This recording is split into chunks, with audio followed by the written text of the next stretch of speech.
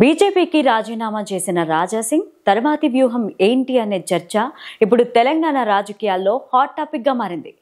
గోషామహల్ స్థానాన్ని తన కంచుకోటగా మార్చుకున్న రాజా సింగ్ వరుసగా ఆ స్థానం నుంచి గెలుస్తున్నారు. అలాగే రాష్ట్రంలోని హిందువులకు రాజా సింగ్ ఒక రోల్ మోడల్.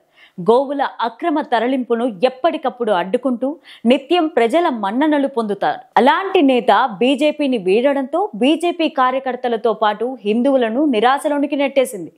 అందుకోసం అయ్యా మీ పార్టీకి దండం, మీకు దండం అని ఒక లవ్ లెటర్ ఇచ్చి వెళ్తున్నాం. జై శ్రీరామ్. అయితే రాజా సింగ్ రాజీనామా తెలంగాణ బీజేపీలో ఎలాంటి మార్పులకి దారితీస్తుందనేది చర్చనీయాంశంగా మారింది. బీజేపీతో రాజా సింగ్ సంబంధం ముగిసింది. బీజేపీ నుంచి వరుసగా గెలిచిన రాజా సింగ్ రాజీనామాను పార్టీ చీఫ్ ఆమోదించారు. ఇక ఇప్పుడు రాజా సింగ్ ఎమ్మెల్యే పదవి పైన అనర్హత వేటు దిశగా పార్టీ నాయకత్వం ఆలోచన చేస్తోంది. తన రాజీనామా ఆమోదం పైన రాజా సింగ్ స్పందించారు. ఒకంత ఎమోషనల్ కూడా అయ్యారు. బీజేపీతో అనుబంధాన్ని గుర్తు చేసుకున్నారు. పార్టీ అధికారంలోకి రావాలనే తన ఆలోచనను పంచుకున్నారు. ఇక తన భవిష్యత్తు లక్ష్యమేంటో తేల్చి చెప్పారు. సరిగ్గా 11 ఏళ్ల క్రితం తాను బీజేపీలో చేరానని గుర్తు చేసుకున్నారు. ప్రజలకు సేవ చేయడం, దేశానికి సేవ చేయడం, హిందుత్వాన్ని రక్షించడం అనే లక్ష్యంతో తాను బీజేపీలో చేరానని పేర్కొన్నారు. బీజేపీ తనపైన విశ్వాసం ఉంచి వరుసగా 3 సార్లు గోషామహల్ నియోజకవర్గం నుంచి పార్టీ టికెట్ ఇచ్చిందని వివరించారు. తన విజయానికి సహకరించి తనకు మద్దతుగా నిలిచిన పార్టీ నేతలకు రాజా సింగ్ కృతజ్ఞతలు తెలియజేశారు. అలాగే తెలంగాణలో బీజేపీ ప్రభుత్వాన్ని ఏర్పాటు చేయాలనే కలతో పగలు రాత్రి అవిశ్రాంతంగా పనిచేస్తున్న లక్షలాది మంది బీజేపీ కార్యకర్తల బాధ, పోరాటాలను తాను ఢిల్లీ నాయకత్వానికి తెలియజేయలేకపోయానన్నారు. తాను ఏ పదవి వ్యక్తిగత లాభం కోసం తీసుకోలేదని స్పష్టం చేశారు. తాను హిందుత్వానికి సేవ చేయడానికి పుట్టానని, తన చివరి శ్వాస వరకు దానికోసమే పనిచేస్తానని తేల్చి చెప్పారు. తాను ఎప్పుడూ హిందుత్వంతో పాటుగా జాతీయవాదం, సనాతన ధర్మ రక్షణ కోసం పనిచేస్తానని ప్రకటించారు రాజా సింగ్. సమాజ సేవ, హిందూ సమాజ హక్కుల కోసం తన చివరి శ్వాస వరకు తన గొంతును వినిపిస్తూనే ఉంటానని రాజా సింగ్ స్పష్టం చేశారు.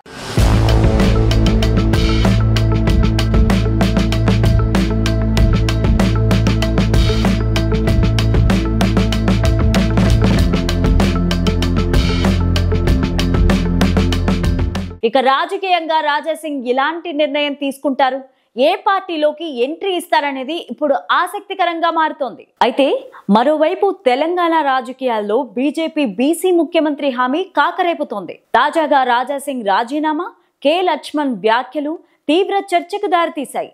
బీసీలకు ముఖ్యమంత్రి పదవిని ఇస్తారన్న హామీ నిజంగానే అమలవుతుందా లేక కేవలం ఎన్నికల జిమ్మిక్క అనే ప్రశ్న ఉత్పన్నమవుతోంది. ముఖ్యంగా పార్టీలో అధ్యక్ష పదవి బీసీలకు ఇవ్వకపోవడం పైన బీఆర్ఎస్, కాంగ్రెస్ పార్టీలు విమర్శలు, అంతర్గత కుమ్ములాటలు బీజేపీకి కొత్త తలనొప్పిని తెచ్చిపెట్టాయి. 2023 అసెంబ్లీ ఎన్నికల సమయంలో బీజేపీ తెలంగాణలో బీసీ సామాజిక వర్గానికి చెందిన వ్యక్తిని ముఖ్యమంత్రిగా చేస్తానని హామీ ఇచ్చింది. స్వయంగా ప్రధానమంత్రి మోదీ ఈ ప్రకటన చేశారు. రాష్ట్రంలో జనాభా సగానికి పైగా ఉన్న బీసీ ఓటర్లను ఆకర్షించేందుకు బీజేపీ వేసిన వ్యూహంగా ఇది కనిపిస్తోంది. కె లక్ష్మణ్ సైతం ఇతర పార్టీల్లో, ఇతర రాష్ట్రాల్లో బీజేపీ బీసీలను ముఖ్యమంత్రులుగా చేసిందని గుర్తు చేశారు. అయితే ఈ హామీ కేవలం ఎన్నికల కోసమేనా లేక నిజంగానే బీసీలను ముఖ్యమంత్రిని చేసే నిబద్ధత బీజేపీకి ఉందా అనేది ప్రస్తుతం చర్చనీయాంశంగా మారింది.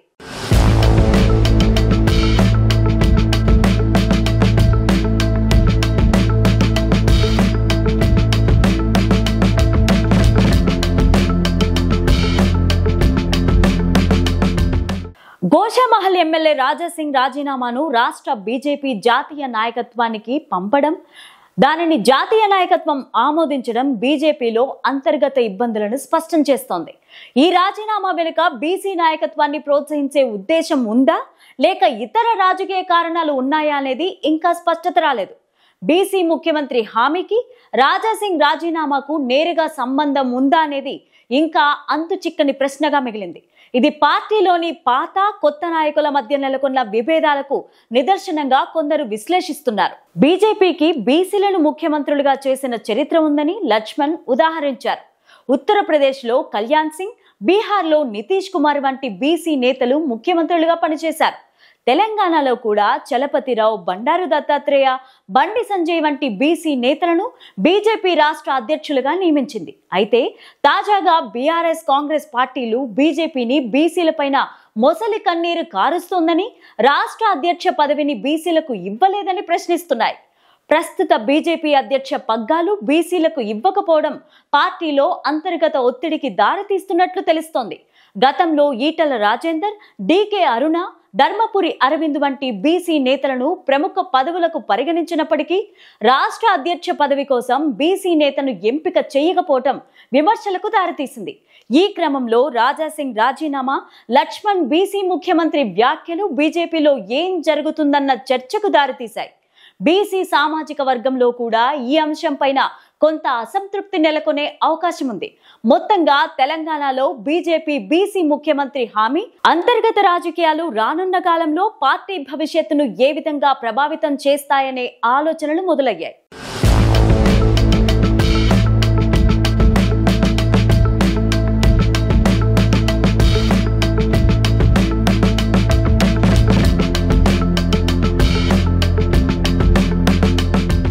మరోవైపు గ్రేటర్ హైదరాబాద్ లో బీజేపీకి పట్టున్న నియోజకవర్గాల్లో గోషామహల్ ఒకటి. 2014, 2018, 2023 అసెంబ్లీ ఎన్నికల్లో గోషామహల్ స్థానంలో హ్యాట్రిక్ విజయాలు నమోదు చేసింది ఆ పార్టీ. 2018 అసెంబ్లీ ఎన్నికల్లో గోషామహల్ స్థానం ఒకటే బీజేపీ పరువు నిలబెట్టింది. అలాంటి స్థానం పైన రాజాసింగ్ రాజీనామాతో పట్టు కోల్పోకూడదని భావిస్తోంది కమలం పార్టీ. అందుకే వ్యూహాత్మకంగా అడుగులు వేస్తోంది. రాజకీయ వ్యూహంలో భాగంగానే బీజేపీ రాష్ట్ర అధ్యక్షుడు రామచంద్రరావు అభినందన సభను నేతలు గోషామహల్లో ఏర్పాటు చేశారు. ఎంఐఎంకు కంచుకోట లాంటి పాత బస్తీలో తన హిందుత్వ ఎజెండాతో సై అంటే సై అంటూ రాజకీయం నడిపించారు రాజాసింగ్. దీంతో గత హైదరాబాద్ కార్పొరేషన్ ఎన్నికల్లో గోషామహల్ పరిధిలోని అన్ని కార్పొరేట్ స్థానాలను కైవసం చేసుకుంది భారతీయ జనతా పార్టీ. వచ్చే ఎన్నికల్లో కూడా అదే ఉత్సాహంతో పనిచేసి పాత బస్తీలో తన పట్టును నిలుపుకోవాలని ఆ పార్టీ భావిస్తోంది. అదే లక్ష్యాన్ని రాష్ట్ర అధ్యక్షుడు రామచంద్రరావు పార్టీ శ్రేణుల ముందు ఉంచారు. ప్రస్తుతం గ్రేటర్ హైదరాబాద్ లో బీజేపీకి బలమైన నేతలతో పాటు క్యాడర్ ఉంది. కేంద్ర మంత్రి కిషన్ రెడ్డితో పాటు ఎంపీ లక్ష్మణ్, ప్రస్తుత రాష్ట్ర చీఫ్ రామచంద్రరావు వంటి లీడర్లు భాగ్యనగరం నుంచే ప్రాతినిధ్యం వహిస్తున్నారు. గ్రేటర్ లో ఆ పార్టీ 40 మందికి పైగా కార్పొరేటర్లు ఉన్నారు. పాత బస్తీలో ఎంఐఎం తర్వాత రెండో స్థానంలో తన ఉనికిని చాటుకుంటోంది బీజేపీ. అందుకే అక్కడ బలమైన రాజకీయ శక్తిగా ఎదగాలని భావిస్తోంది. అక్కడ ఎంఐఎం పార్టీని ఢీకొడితే గ్రేటర్లో మంచి పట్టు వస్తుందని లెక్కలు వేస్తోంది. అలాగే గోషామహల్ బీజేపీకి సిట్టింగ్ స్థానం కావడంతో ఆ సీటును ఎలాగైనా నిలబెట్టుకోవాలని భావిస్తోంది. అందుకే పక్కాగా వ్యూహాలను రచిస్తున్నారు బీజేపీ నేతలు. రాజాసింగ్ ని కాదని గోషామహల్ స్థానాన్ని కాపాడుకోవడం బీజేపీకి సవాల్ అనే వాదనలు బలంగా వినిపిస్తున్నాయి. ఇక రాజాసింగ్ కాంగ్రెస్, బీఆర్ఎస్ లో చేరను అని తేల్చి చెప్పడంతో ఆయన కార్యాచరణ ఎలా ఉండబోతోందో అనేది ఆసక్తికరంగా మారింది.